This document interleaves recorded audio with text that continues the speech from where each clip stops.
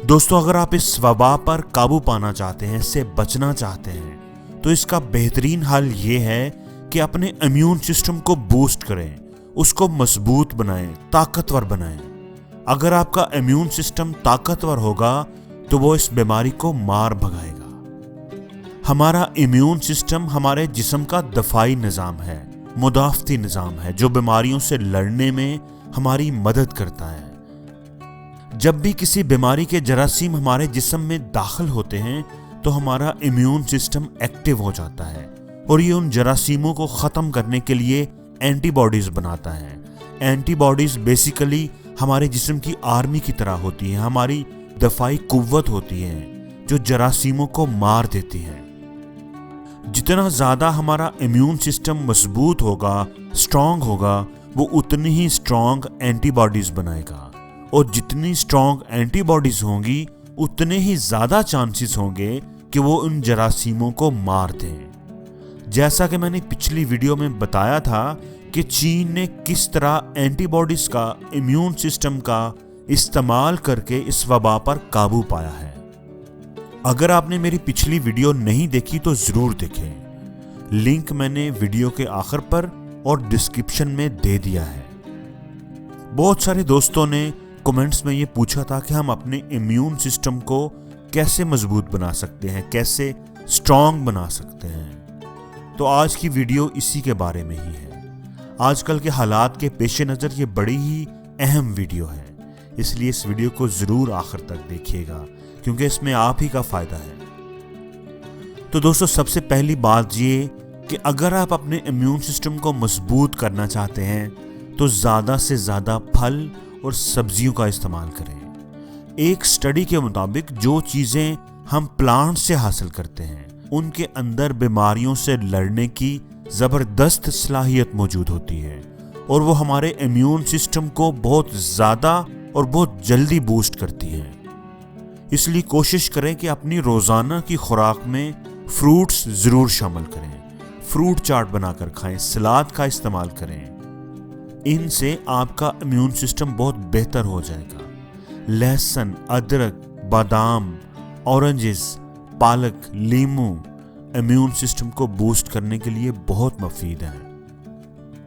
दोस्तों, दूसरी बात यह है कि अगर हमारी खुराक के अंदर विटामिन्स की कमी हो और ख़ास तौर पर विटामिन सी की, तो हमारी इम्यूनिटी कम होना शुरू हो जाती है। इसलिए अपनी इम्यूनिटी को बेहतर करने के लिए विटामिन सी का ज़्यादा से ज़्यादा इस्तेमाल करें। कुदरती तौर पर विटामिन सी हासिल करने के लिए धूप में बैठें या oranges, lemon, Lyme's, berries, tomato, broccoli जो कि गोभी की एक किस्म है, और अमरूद का इस्तेमाल करें क्योंकि इनके अंदर विटामिन सी बहुत वाफर मकदार में मौजूद होता है। और दोस्तों, तीसरी बात ये कि ज़हनी दबाव आपके इम्यून सिस्टम को बुरी तरह मुतासर करता है।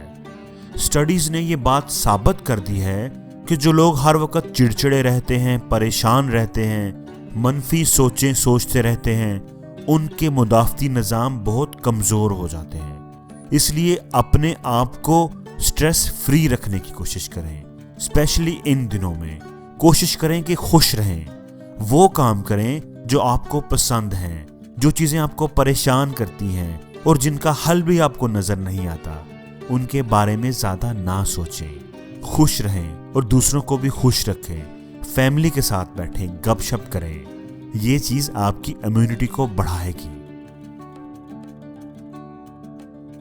दोस्तों, चौथी बात ये कि नींद हमारे लिए इंतहाई मुफीद है, हमारे इम्यून सिस्टम के लिए बहुत मुफीद है।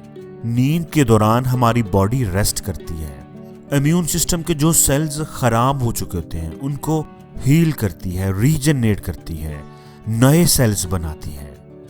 इसलिए कम से कम 7 से 8 घंटे की मुसलसल नींद ज़रूर लें और कोशिश करें कि आपकी नींद पुरसकून हो।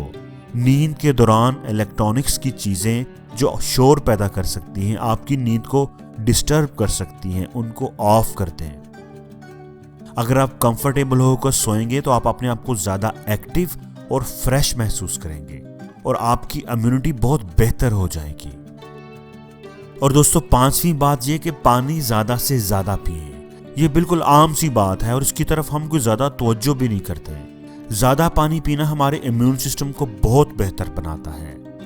पानी के ज़रिए हमारे सेल्स को फ्रेश ऑक्सीजन की सप्लाई बेहतर हो जाती है।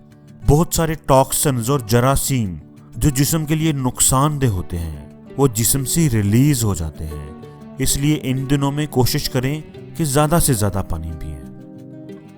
दोस्तों, अगर आप स्मोकिंग नहीं करते तो बहुत अच्छी बात है, लेकिन अगर आप स्मोकिंग करते हैं तो उसको फौरन छोड़ दें, क्योंकि ये आपके इम्यून सिस्टम को तबाह करती जा रही है। स्मोकिंग के दौरान जो केमिकल जिस्म के अंदर रिलीज होते हैं, जैसे nitrogen oxide, nicotine, carbon monoxide, ये केमिकल्स हमारे इम्यून सिस्टम को कमज़ोर करते रहते हैं।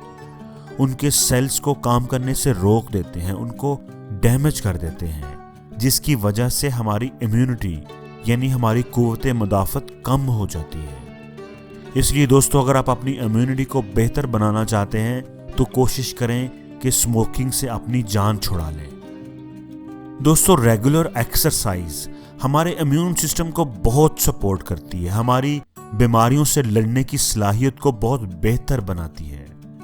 एक्सरसाइज करने से हमारा स्ट्रेस भी कम होता है, क्योंकि एक्सरसाइज करने से हमारी बॉडी में एक हार्मोन जिसका नाम एंड्रोफिन है, उसकी रिलीज बढ़ जाती है।